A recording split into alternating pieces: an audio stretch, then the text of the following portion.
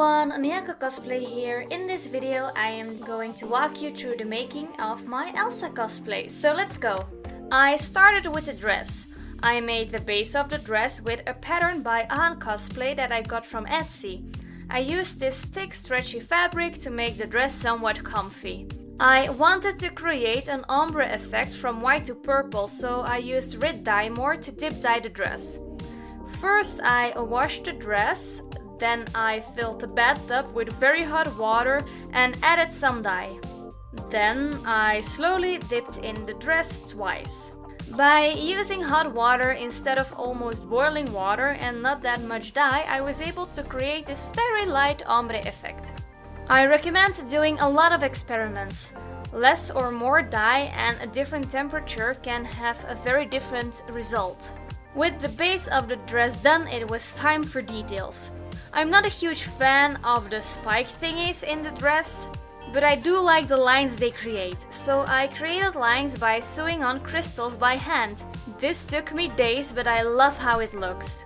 To create more sparkles, I sewed on over 100 clear sequins. And that's the skirt part of the dress.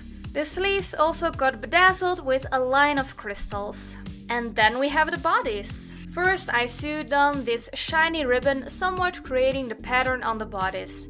Then I sewed on a bunch of crystals to decorate it. So now this dress has over 500 crystals sewn onto it.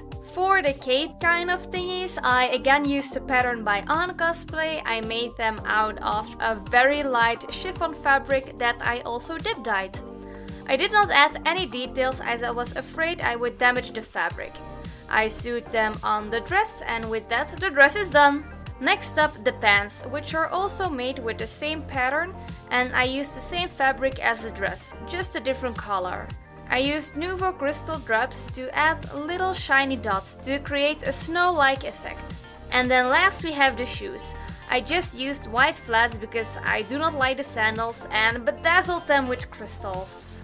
And tada! This cosplay is done! I gave myself a lot of creative freedom with making this costume. There were some parts I did not like about the original design, and my skill level is not good enough to make a cosplay of that dress 100% accurate. And that is totally fine, I absolutely love the result.